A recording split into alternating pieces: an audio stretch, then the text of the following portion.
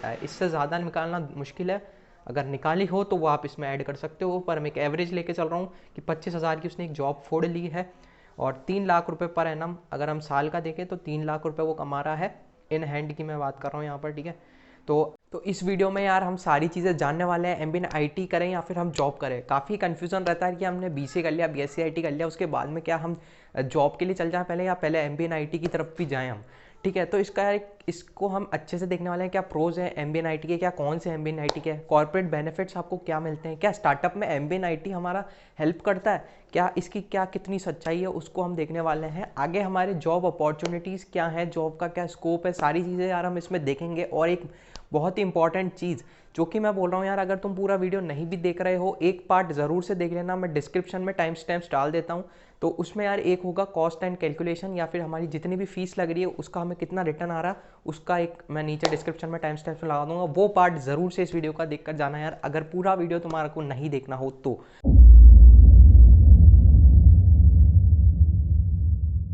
तो hey guys, my name is Tushar Badiwal and you watching Tushar Badiwal YouTube channel. तो बिगर देरी करा जाता है यार हमारे टॉपिक पे।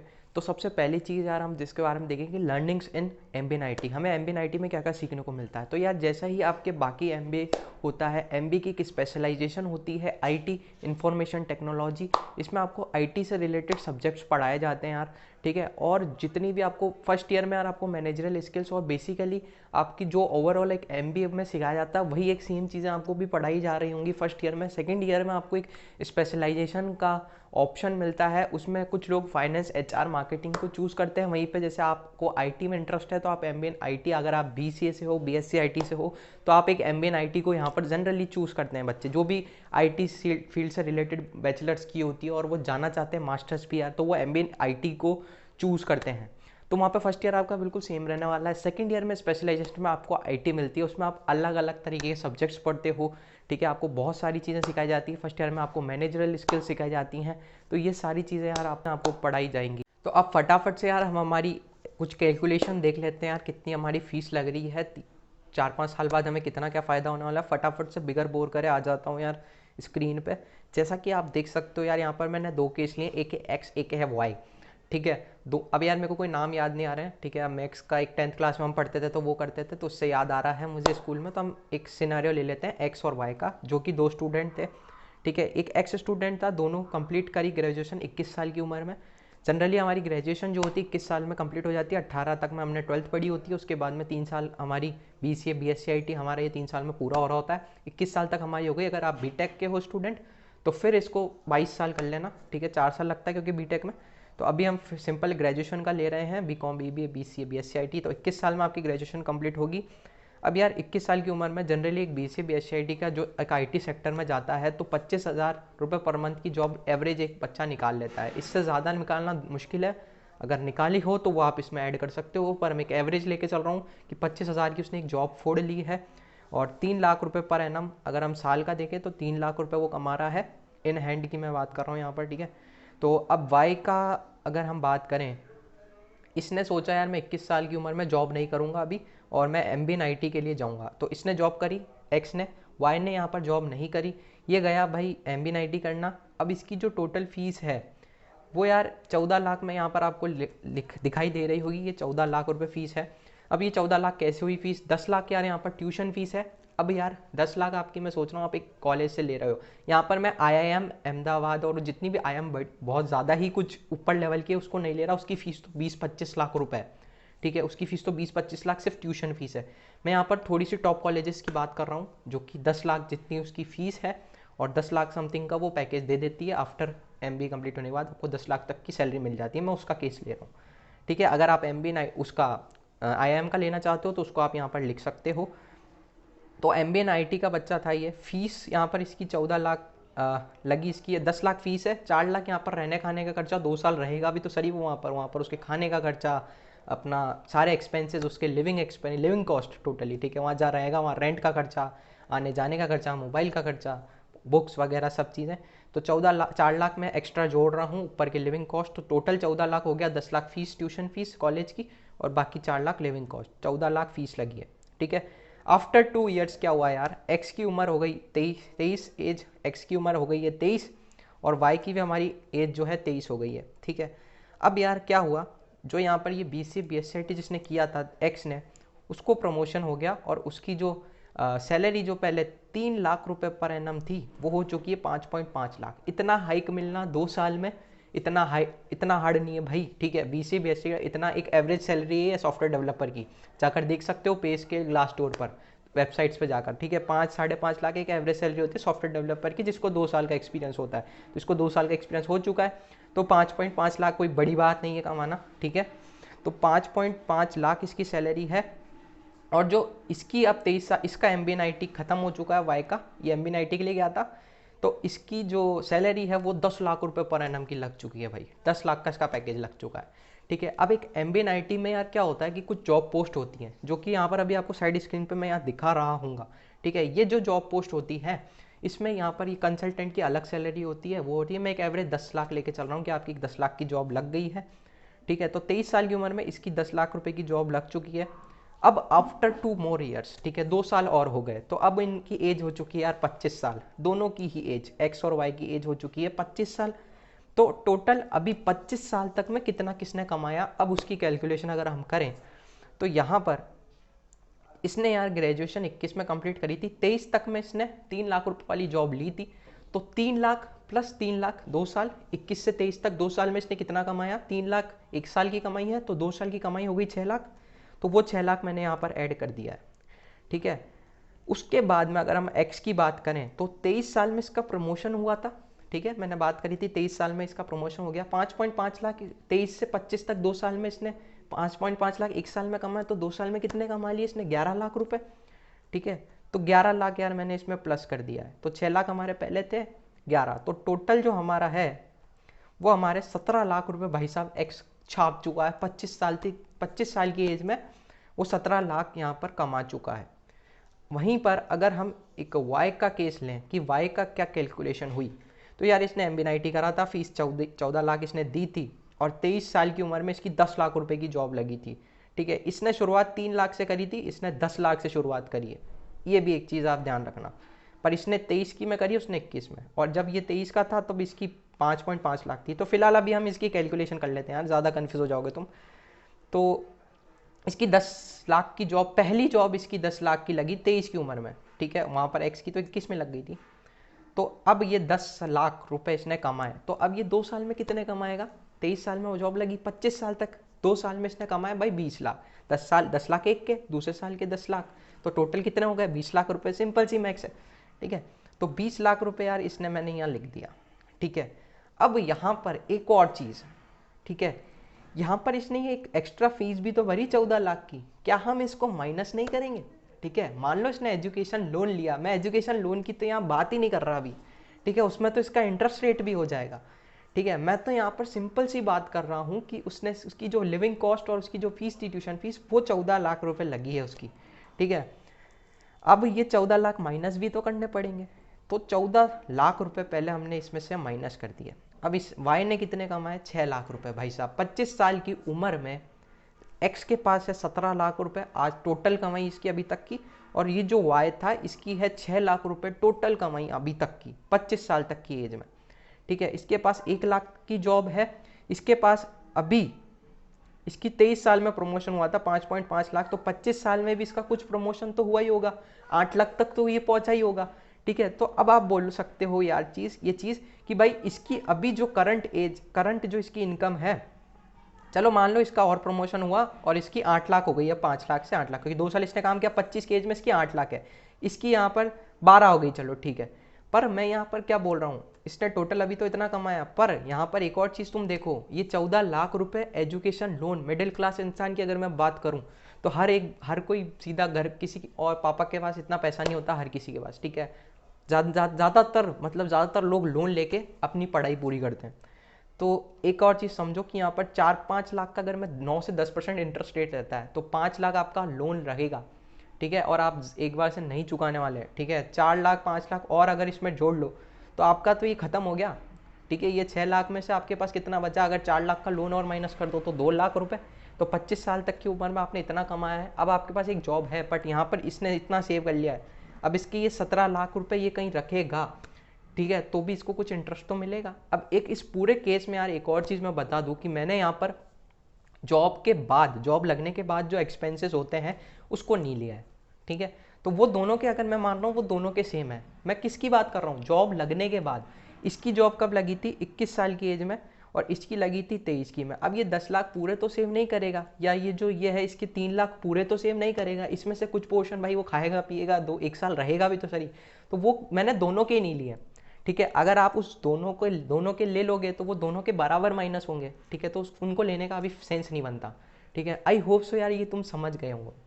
नहीं समझे, एक बार चीज़ और समझा देता हूँ भाई। ये जिसकी जॉब 21 साल में लगी थी, इसकी 23 में लगी थी, तो पूरे 10 लाख थोड़ी सेव करेगा, ये पूरे 3 लाख थोड़ी सेव करेगा। कुछ इसके खाने पीने के खर्च होंगे, वो सब चीज़ होंगी, है ना। तो वो चीज़ें मैंने दोनों के केस में नहीं ली है। तो ये मत बोलना कि यार उससे हम कंपेयर करें, उससे तुम कर सकते हो एडिशनल, वो जोड़ सकते हो। दोनों के मैं समझ रहा हूँ कि दोनों के खर्चे सेम हैं। ये भी भाई 5,000 का खाना खा रहा है, ये भी 5 का खा रहा है, ये भी 2-3 हज़ार पेट्रोल में दे जा रहा है, ये भी 3-4 हज़ार पेट्रोल में दे रहा है। तो दोनों अगर सेम चीज़ें कर रहे हैं तो उसको इसमें जोड़ने का कोई सेंस नहीं बनता। वो बराबर रहेगा, थोड़ा सा बस चेंज आ जाएगा, वो माइनस तुम कर सकते हो, ठीक है। अगर 2 साल में मान लो 3-4 लाख तुम दोनों जगह से वो माइनस होंगे, ठीक है। तो वो कोई सेंस नहीं बनता। तो वो चीज़ मैंने नहीं ली है। फिर भी यार ज़्यादा प्रॉफिट में ये रहेगा, ठीक है। तो अब क्या करें भाई, हम कैसे डिसाइड करें कि हमें क्या करना है।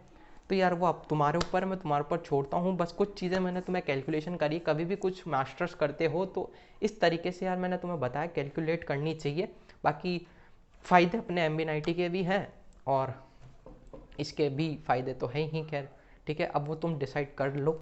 तो अब इसके यार प्रोज पे आ जाते हैं कि MB90 के क्या क्या हमारे पास फ़ायदे हैं।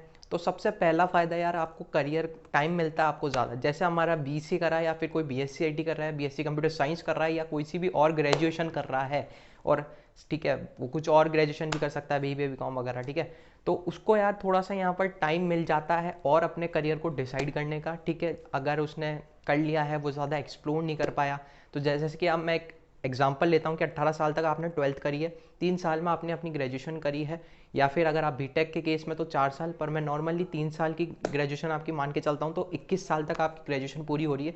तो आपको 2 साल और मिलते हैं, 23 तक का आपको समय मिलता है कि और आप करियर को डिसाइड कर सकते हो MB90 करके। थोड़ा सा और आप कंपनी में मतलब कोर्स को कर सकते हो, और थोड़ा सा आपको मतलब टाइम मिलता है, अभी आपको जॉब नहीं करनी पड़ेगी। तो ये एक इसका प्रो है।